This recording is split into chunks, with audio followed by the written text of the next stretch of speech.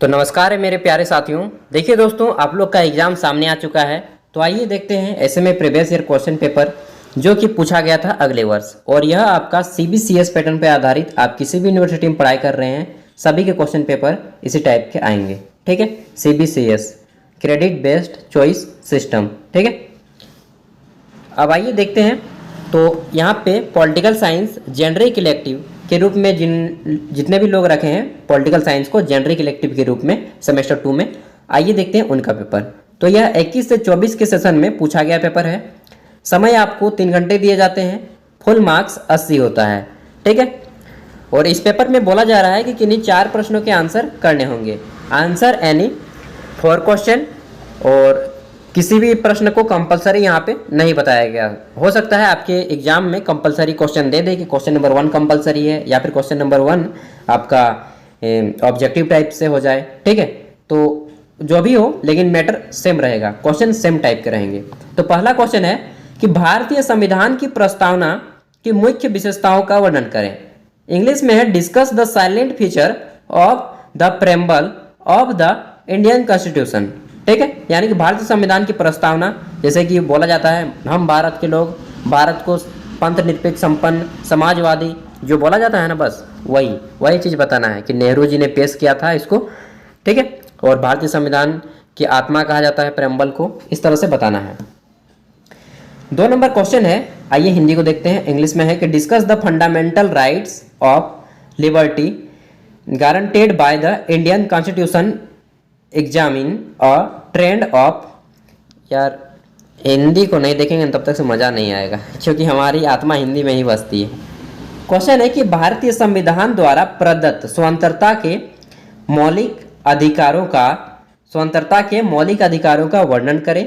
आज इन अधिकारों के दुरुपयोग की प्रवृत्ति का परीक्षण करें। कि जो स्वतंत्रता का अधिकार दिया गया है, इस अधिकारों का नागरिक किस तरह से दुरुपयोग कर रहे हैं, इन चीज़ों को भी बताना है। तीसरा क्वेश्चन है कि भारतीय संविधान में वर्णित मौलिक अधिकारों और राज्य की नीति निर्देशक तत्वों का तुलनात्मक अध्ययन प्रस्तुत करें। इंग्लिश में है कि present a comparative study between fundamental right and directive principles of state policy under Indian constitution. ठीक है, तो ये बताना है कि भारत में संविधान में जो मौलिक अधिकार दिए गए हैं और राज्य के नीति निर्देशक तत्व हैं, इनके बीच कौन कौन से अध्ययन में अंतर पाया जाता है। ठीक है, तुलनात्मक अध्ययन प्रस्तुत करना है, अंतर भी बता देना है और समानता भी बता देना है। क्वेश्चन नंबर 4 है कि भारतीय प्रधानमंत्री की भूमिका की विवेचना करें। Discuss the role of the Indian prime minister, की प्राइम मिनिस्टर की नियुक्ति कौन करते हैं, कितने वर्षों के लिए करते हैं। ठीक है, इनका कार्य क्षेत्र क्या क्या होता है, और अंतिम में एक निष्कर्ष दे दीजिएगा। क्वेश्चन नंबर 5 है भारतीय राज्यों के राज्यपाल की भूमिका का परीक्षण करें।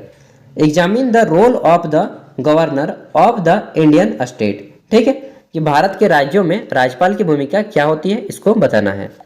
जैसे कि राज्यपाल राज्य का संवैधानिक प्रधान होता है, और उसमें प्रमुख नियुक्ति के जितने भी आदेश होते हैं उनके द्वारा ही किया जाता है। इन सब चीज़ों को बताना है। क्वेश्चन नंबर 6 है कि न्यायिक सक्रियता पर एक निबंध लिखें। Right an essay on judicial activism. ठीक है, तो एक्टिविज्म क्या होते हैं, जुडिशियल न्यायिक सक्रियता क्या होती है, इसके बारे में बताना है। देखिए, जिस क्वेश्चन को आप अच्छे से डील कर पाएँ, अच्छे से लिख पाएँ और जल्दी लिख पाएँ, उसी को बनाइएगा। प्रत्येक क्वेश्चन यहाँ पे आपका 20 मार्क्स का है। तो इसका आंसर आप लोग हो सके तो, अगर स्पीड ज़्यादा है तो 600 शब्दों में उत्तर दें, स्पीड कम है तो 400 शब्दों में उत्तर दें, स्पीड अगर मध्यम है तो 500 शब्दों में उत्तर दें। सभी के लिए उपाय है। ठीक है, क्वेश्चन नंबर 7 देखिए दोस्तों, यहाँ पे बोला जा रहा है कि discuss the process of the election of the Indian president, यानी कि भारतीय राष्ट्रपति के चुनाव की प्रक्रिया का वर्णन करें। भारत के राष्ट्रपति के चुनाव की प्रक्रिया कैसी होती है, इसके बारे में बताना है। क्वेश्चन नंबर 8 जो कि इस पेपर का अंतिम क्वेश्चन है, इसमें पूछा गया है कि राज्यसभा के गठन एवं कार्यों का वर्णन करें। Discuss the composition and function of Rajya Sabha, यानी कि राज्यसभा के सदस्यों का चुनाव कैसे होता है, राज्यसभा का गठन कैसे होता है। ठीक है, कितने वर्षों के लिए होता है। ठीक है, इसके सभापति कौन होते हैं, कितने मेंबर होते हैं, कितने मेंबर को मनोनीत किया जाता है, इन सब चीज़ों के बारे में बताना है। तो देखा जाए तो क्वेश्चन बहुत ही ईजी हैं, तो खुद से प्रैक्टिस करना है एंड मैं तो दे ही दे रहा हूँ आपको कंटेंट। इसके बाद ACC का पेपर के अगर आपको वीडियो चाहिए तो वहाँ भी अवेलेबल है, आप चैनल पे जा करके देख सकते हैं। प्ले लिस्ट में भी वीडियो मिल जाएंगे। थैंक यू दोस्तों, अच्छे से एग्जाम दें, पढ़ाई करें एंड लाइफ को अच्छे से जिएँ। All the best. अगर आपको कुछ भी अदर वीडियो चाहिए तो आप कमेंट में बोलिएगा, हम कोशिश करेंगे। धन्यवाद।